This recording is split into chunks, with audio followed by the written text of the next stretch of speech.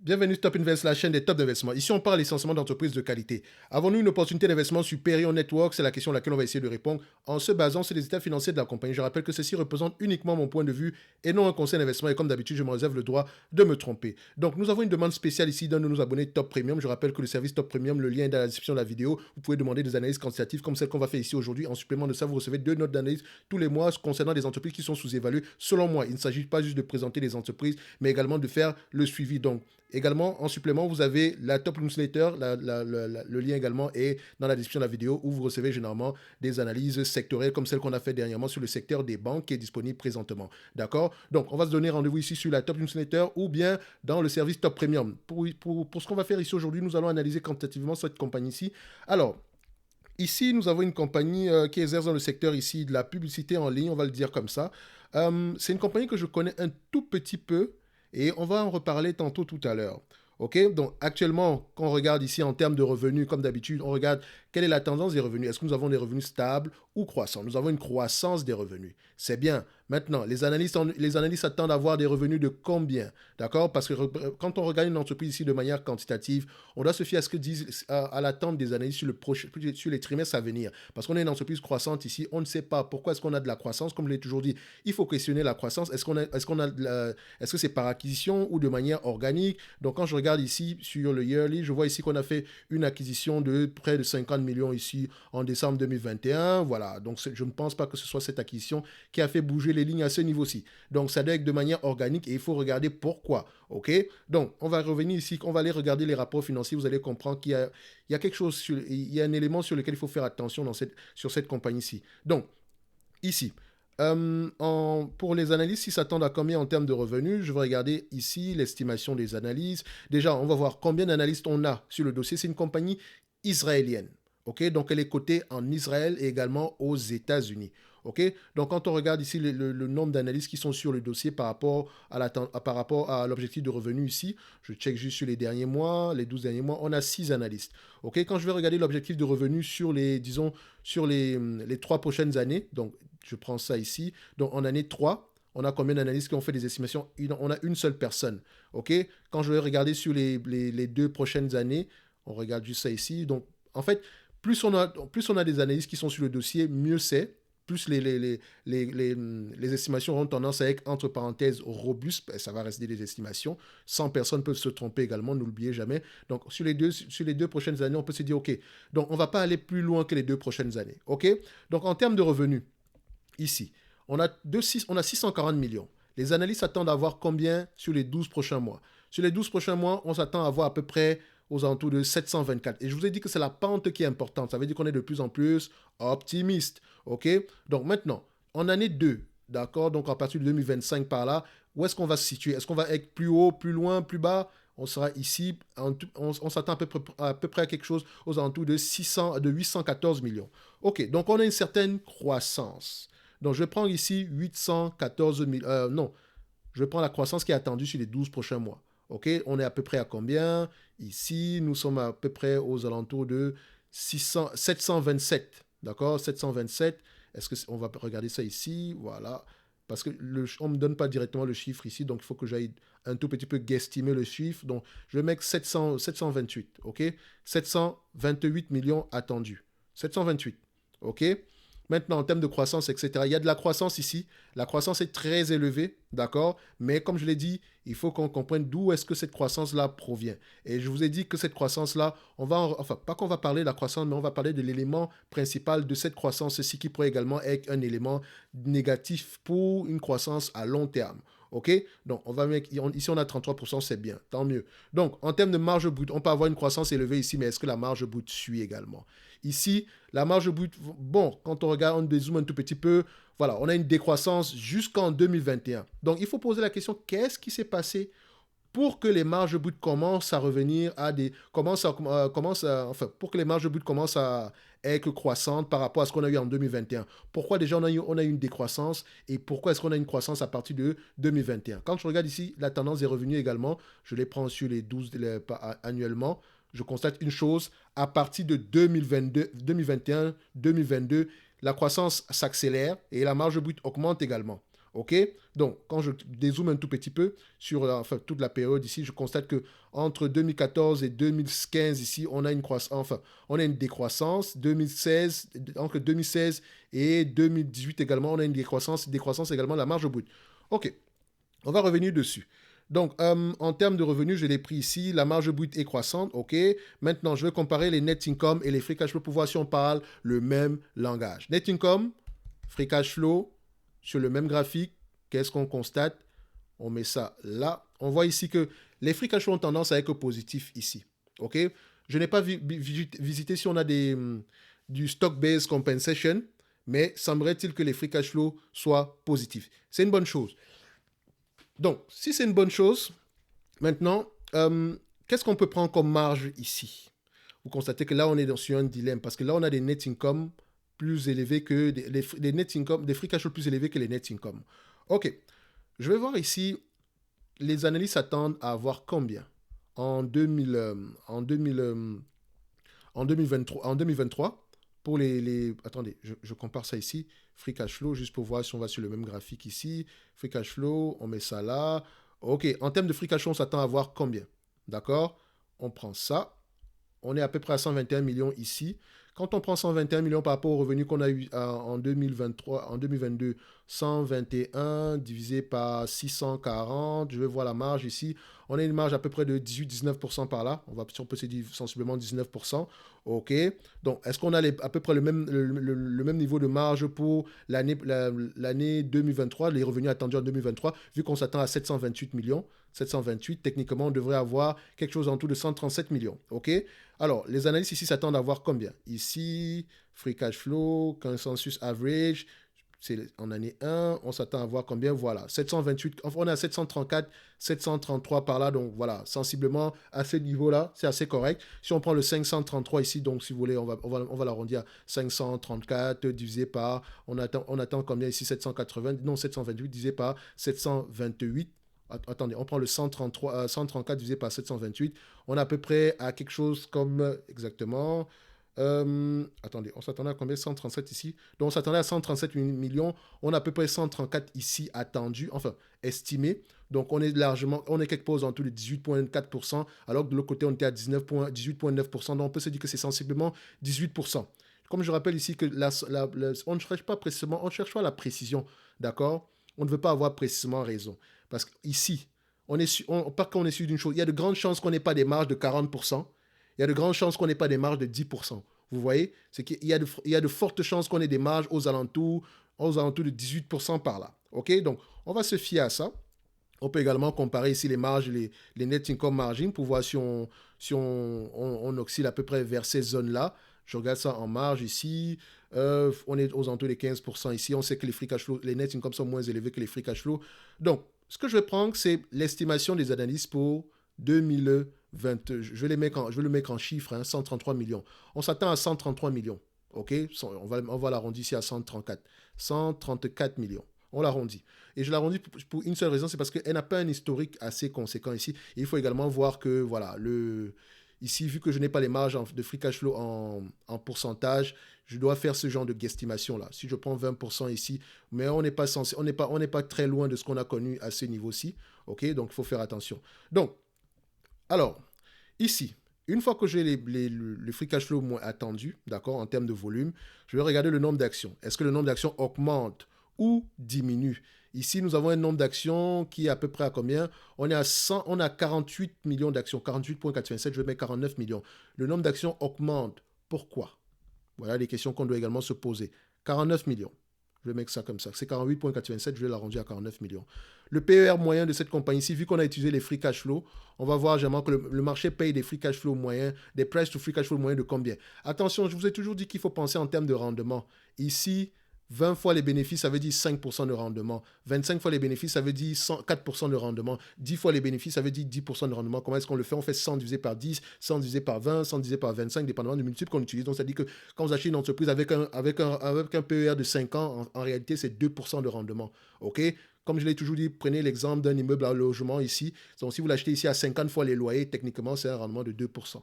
OK? Et nous, on cherche des entreprises qui peuvent nous proposer ici des rendements de 10% par rapport au prix d'acquisition ici, si on prend en considération la croissance, les marges, etc., la stabilité des revenus. D'accord? Donc, c'est ce qu'on recherche. Donc, en moyenne, le marché sur les 20 dernières années paye 7 fois les bénéfices à peu près pour cette compagnie. Sur les 10 dernières années, il paye 7 fois les bénéfices. Sur les 5 dernières années, à peu près 7 fois les bénéfices.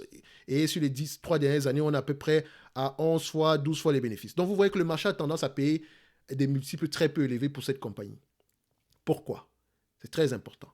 Donc, ici, pour répondre à la question pourquoi, on va aller dans les rapports financiers.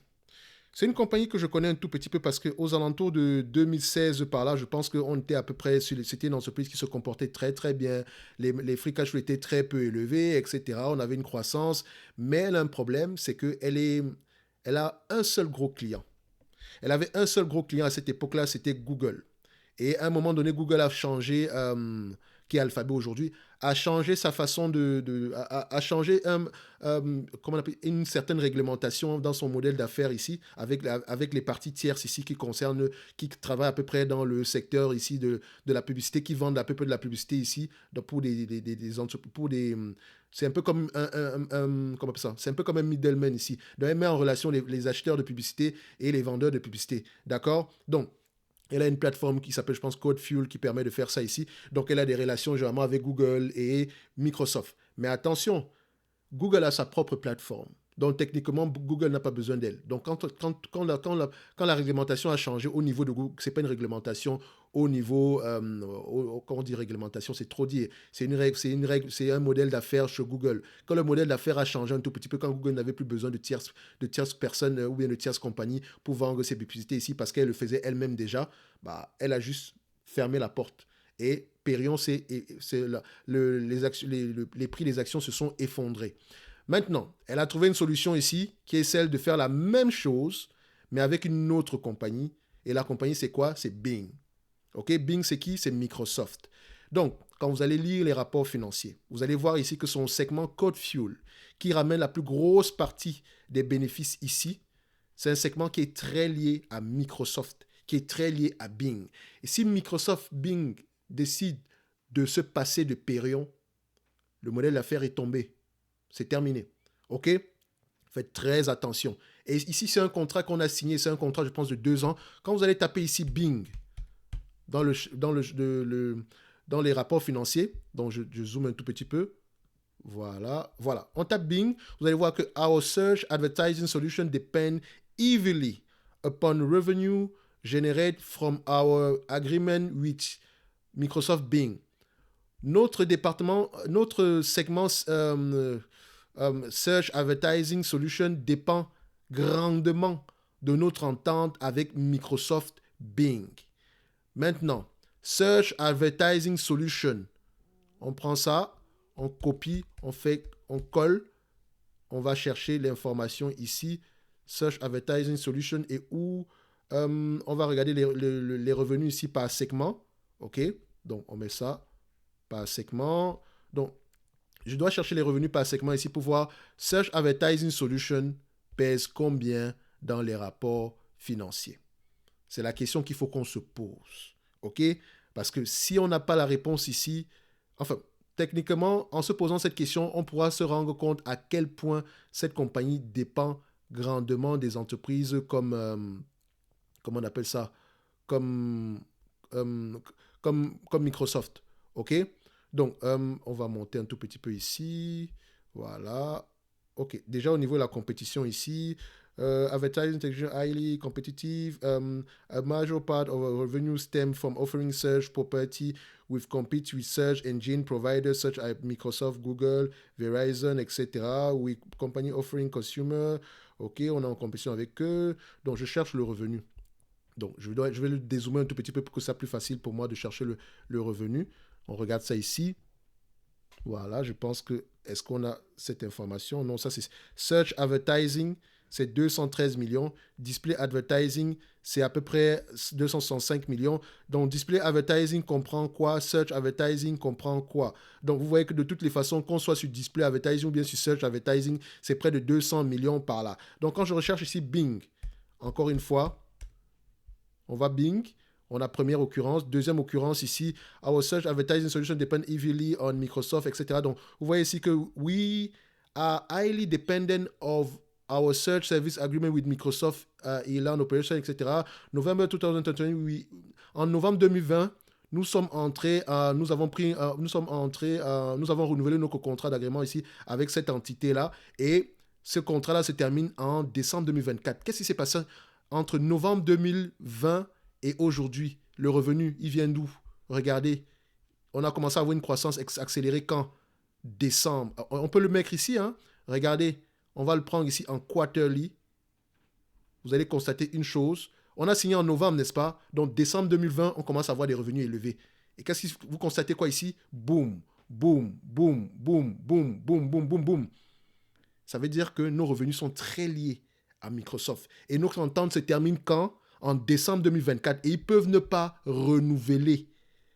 Voilà pourquoi on va s'échanger à des PER très peu élevés. Je me limite là. Si vous êtes intéressé sur cette compagnie-ci, ça c'est une information que vous connaissez aujourd'hui. Comme je le dis toujours, hein, les chiffres, si on fait parler uniquement les chiffres, on aura quelque chose de sous-évalué. Mais en réalité, est-ce qu'il est judicieux de payer 10 fois les bénéfices pour une entreprise qui n'aura peut-être pas des bénéfices stables dans le temps? Question. Est-ce que c'est judicieux? Point d'interrogation. Moi, c'est suffisant pour me refroidir. Surtout quand on a des contrats qui se terminent. On a signé en 2020, le contrat se termine en 2024. On a déjà fait 2 ans. D'accord? Peut-être qu'on va renouveler. Ou peut-être pas. Et si on veut jouer à ça, il faut absolument qu'on se protège déjà au cas où on ne renouvelle pas.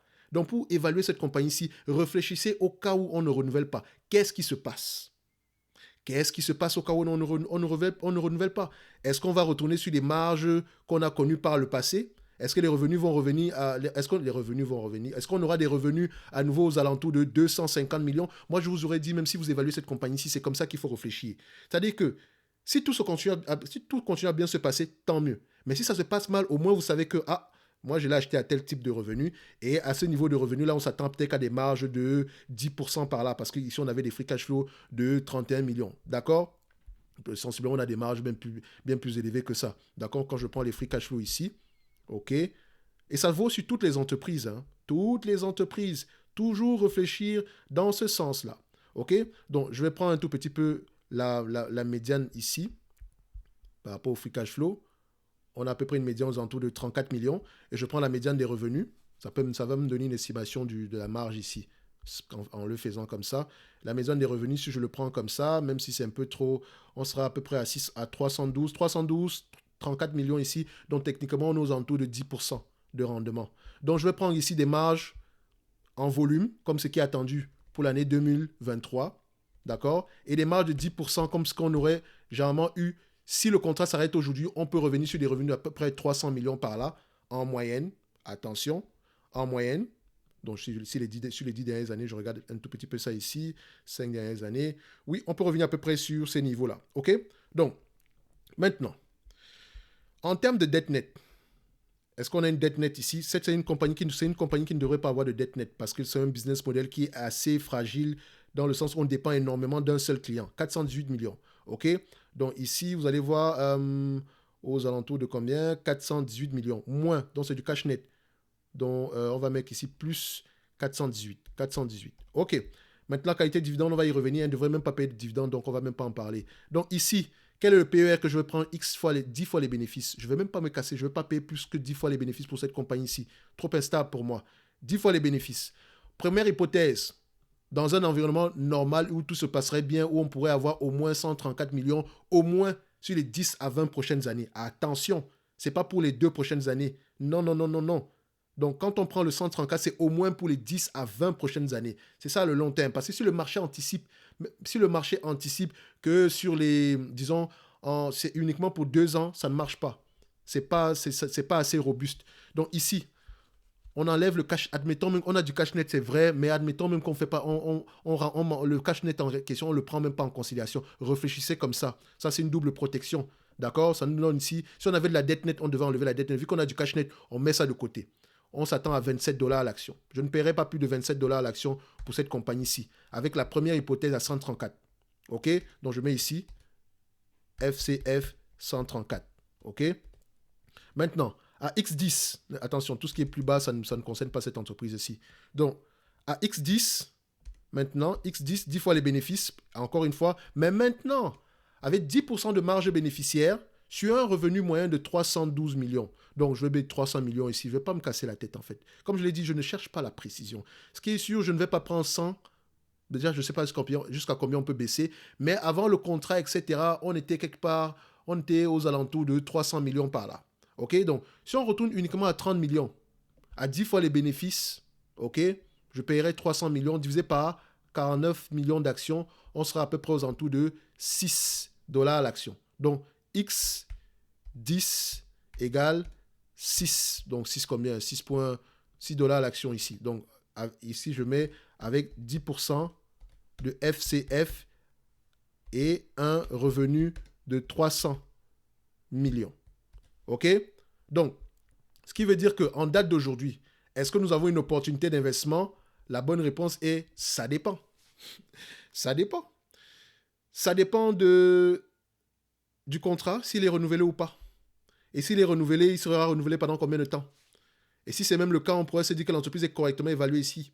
D'accord? Et si le contrat n'est pas renouvelé, on peut se dire qu'idéalement, c'est une entreprise il faudrait regarder aux alentours. Sachez que je n'ai pas pris en considération le cash net. Donc, idéalement, c'est une entreprise qu'on devrait regarder aux alentours de. Si je prenais en considération le cash net, qui peut également avoir tendance à diminuer, je prends ça divisé par 49 ici. Techniquement, c'est une entreprise. Voilà. Si on devait peut-être regarder aux alentours de 15 dollars l'action par là.